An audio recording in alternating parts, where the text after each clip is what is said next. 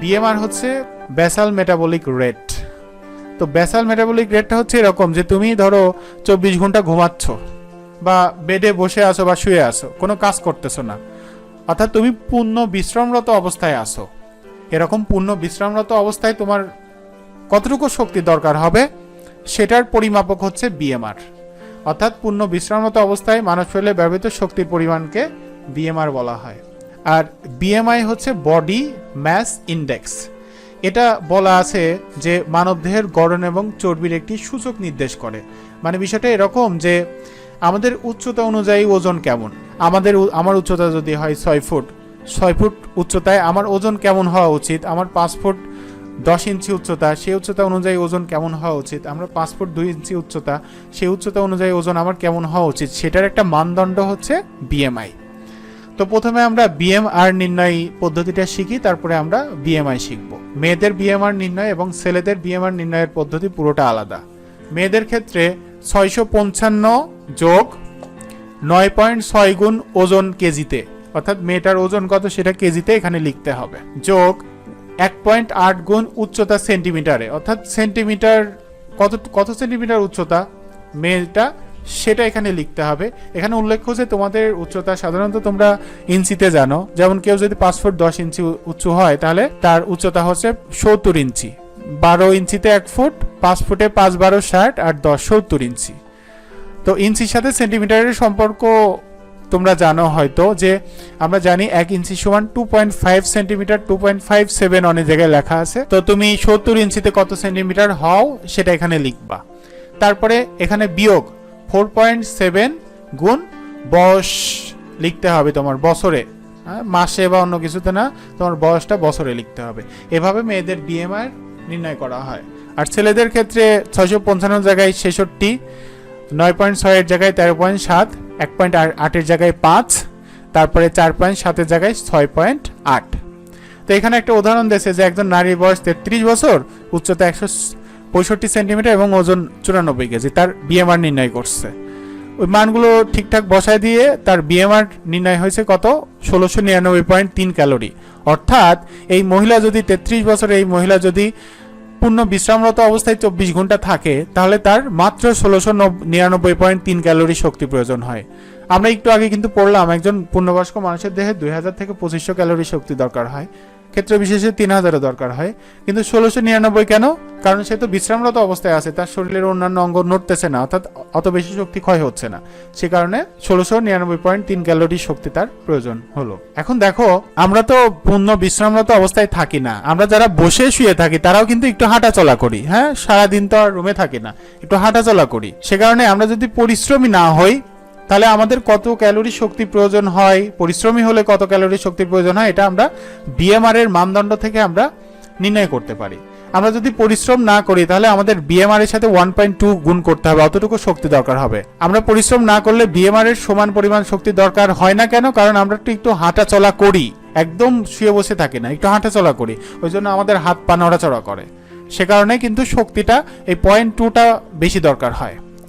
যারা হালকা পরিশ্রমী, সপ্তাহে 2 থেকে 3 দিন খেলাধুলা করে তাদের 1.37, পরিশ্রমী সপ্তাহে 2 থেকে 3 দিন প্রচুর খেলাধুলা করে 1.55 গুণ করতে হবে বিএমআর এর সাথে। যারা প্রচুর খেলাধুলা করে 7 দিনই, তাদের সাথে 1.725 গুণ করতে হবে। আর যারা পরিশ্রমী দৌড়ঝাঁপ করে খেলাধুলা করে তাদের বিএমআর এর সাথে 1.9 গুণ করতে হবে। তো ওই যে মেয়ের কথা বলছে 1699.3 ক্যালোরি শক্তি তার পূর্ণ বিশ্রামরত অবস্থায় দরকার হয়, সে যদি মোটামুটি পরিশ্রমী হয়, প্রতিদিন খেলাধুলা করে, তাহলে তার এই যে বিএমআর এর সাথে 1.725 গুণ করতে হবে, অর্থাৎ তার 2931 ক্যালোরি শক্তি দরকার হবে প্রতিদিন। অর্থাৎ সে যদি 3000 কিলো ক্যালোরি শক্তি সম্পূর্ণ খাদ্য গ্রহণ করে তাহলে তার একদিনের পুষ্টির চাহিদা পূরণ হয়ে যাবে। তার মানে আমরা এই টপিকগুলোতে শিখতেছি আমাদের কোন জিনিসগুলো খাইতে হবে, কোন জিনিসগুলো খাইলে কতটুকু শক্তি উৎপাদন হবে, কতটুকু আমাদের শরীরে শক্তি লাগবে, সেই বিষয়গুলো সম্পর্কে কিন্তু আমরা এখানে একটা ধারণা পাইলাম। এরপর দেখো বিএমআর এবং ব্যয়িত শক্তি সম্পর্ক, এই টপিকসটা মোস্ট ইম্পর্টেন্ট।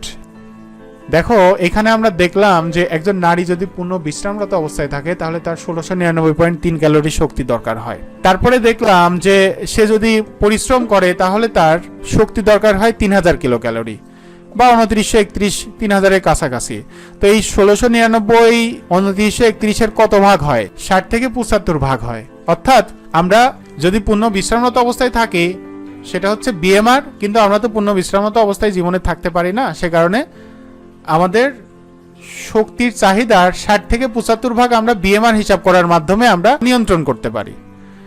কিন্তু আমরা হাঁটা চলা বা খেলাধুলার জন্য আমাদের তো অতিরিক্ত শক্তি দরকার হয়, সেই শক্তিটা আমরা 10 থেকে 20% খাদ্য গ্রহণের মাধ্যমে সেই শক্তিটার চাহিদা হয়, আর শারীরিক শ্রমের মাধ্যমে 20 থেকে 30% ওই শক্তির চাহিদা আমাদের হয়ে থাকে। এখানে উল্লেখ্য যে মানুষের বয়স বাড়ার সঙ্গে বিএমআর এর মান কমতে থাকে। অর্থাৎ মানুষের বয়স যদি বেড়ে যায় তখন তার বিএমআর এর মান কমে যায়। ধরো কারোর বয়স 30 বছর, তার বিএমআর হচ্ছে ধরো 2000 কিলো ক্যালোরি শক্তি তার দরকার হবে। তার বয়স 50 বছর যখন হয়ে যাবে তখন তার বিএমআর 2000 কিলো ক্যালোরি হবে না, কমে যাবে। আবার অনেকেই ধরো ওজন কমানোর জন্য খাদ্যের পরিমাণ কমায় দেয়, কিন্তু এখানে ঝামেলা কি হয়? এখানে ঝামেলা হচ্ছে ধরো তুমি ওজন কমানোর জন্য খাদ্যের পরিমাণ কমায় দিলে তোমার বিএমআর এর মানও কমে যাবে। ধরো তুমি এমনি যখন বেশি খাচ্ছ তোমার বিএমআর এর মান হচ্ছে 2000 কিলো ক্যালোরি। এখন তুমি কম খাওয়া ধরলা কিন্তু শারীরিক পরিশ্রম কোনো করলা না, তুমি বসে বসে থাকলা। তুমি খাওয়ার কমায় দিলে, এমনি তো বিএমআর এর মান কমে গেল। তুমি শারীরিক পরিশ্রম করলে তখন কিন্তু বিএমআর এর মান আবার বেড়ে যাবে। তুমি পরিশ্রম করবা না, তোমার বিএমআর এর মান কমে যাবে। পরিশ্রম বেশি করবা, বিএমআর এর মান বেড়ে যাবে। বিষয়টা এরকম, ধরো তোমরা দুই ভাই, এক ভাই প্রচুর পরিশ্রম করো আর এক ভাই হচ্ছে বসে থাকো। এখন যেদিন ছুটির দিন সেদিন ধরো 24 ঘন্টা দুই ভাই শুয়ে আসো, কিন্তু যে বসে থাকো তার বিএমআর এর মান, যে হচ্ছে শারীরিক পরিশ্রম করে তার বিএমআর এর মানের থেকে কম হবে। দুইজনই বিশ্রামরত অবস্থায় আছে কিন্তু তারপরেও পরিশ্রম করে, তার শক্তি বেশি দরকার হবে। কেন? কারণ যে শারীরিক পরিশ্রম করে ওই জন্য তার একটা অভ্যাস হয়ে গেছে, বেশি শক্তি ব্যবহার করে করে অভ্যাস হয়ে গেছে। সে কারণে বসে থাকলে কিন্তু বিএমআর এর মান কমে যায় এমনি। তো ধরো তুমি না খেয়ে আসো, না খেয়ে থাকলেও বিএমআর এর মান যখন কমে যায়, তোমার বিএমআর এর মান ধরো 2000 কিলো ক্যালোরি, তুমি কম খাচ্ছ, অর্থাৎ তুমি ধরো যে খাবারগুলো খাচ্ছ সেই খাবারগুলো থেকে 1500 কিলো ক্যালোরি শক্তি তোমার উৎপাদন হচ্ছে। তোমার বিশ্রামরত অবস্থায় খাদ্যের চাহিদা 2000 কিলো ক্যালোরি, তুমি 1500 কিলো ক্যালোরি শক্তি তুমি গ্রহণ করতেছো। তার মানে এই 500 কিলো ক্যালোরি তোমার শক্তি তো 2000 লাগবেই। ওই 500 কিলো ক্যালোরি শক্তি তখন শরীর কোথা থেকে নেবে? তোমার শরীরে যে চর্বি জমে আছে সেই চর্বি থেকে নেবে। তার মানে তোমার বিএমআর এর মান যদি 2000 হয়, তুমি যে খাবারগুলো খাচ্ছ সেটা যদি 1500 কিলো ক্যালোরি শক্তি দেয়, তখন না খেয়ে থাকলে তোমার ওজন কমে যাবে। কিন্তু তোমার বিএমআর এর মান যদি 1500 হয়, তুমি যদি 1500 কিলো ক্যালোরি শক্তি খাও, আগে ধরো খাচ্ছিলা 3000, এখন খাচ্ছ 1500, খাদ্য কমায় দিছো, কিন্তু তোমার বিএমআরও কমে গেছে। কেন? তুমি বসে আছো। হাঁটাচলা করলে বিএমআর এর মান বাড়ে, তুমি বসে আছো যেহেতু বিএমআর এর মান তো কমে যাবে। তোমার 1500 কিলো ক্যালোরি শক্তি দরকার তোমার শরীরের চাহিদা পূরণের জন্য, তুমি 1500 খাচ্ছ। তুমি ভাবতেছো আগে 3000 খাচ্ছিলাম, এখন 1500 খাচ্ছি, মনে হয় শুকায় যাবো, কিন্তু তুমি তো শুকাবো না। কেন? তোমার 1500 দরকার হয়, তোমার বিএমআর এর মান তো কমে গেছে, তোমার 1500 দরকার, তুমি 1500 খাচ্ছ। সেখানে তুমি না খেয়েও তখন শুকাইতে পারবা না। তো এ থেকে পরিত্রাণের উপায় কি? তোমার বিএমআর এর মান বাড়াইতে হবে। তুমি 1500 কিলো ক্যালোরি শক্তি খাচ্ছ প্রতিদিন, তোমার বিএমআর এর মান তার থেকে বেশি হতে হবে। তার থেকে বেশি হওয়ার উপায় কি? তোমার শারীরিক পরিশ্রম করতে হবে। শারীরিক পরিশ্রম করলে কিন্তু বিএমআর এর মান বেড়ে যায়।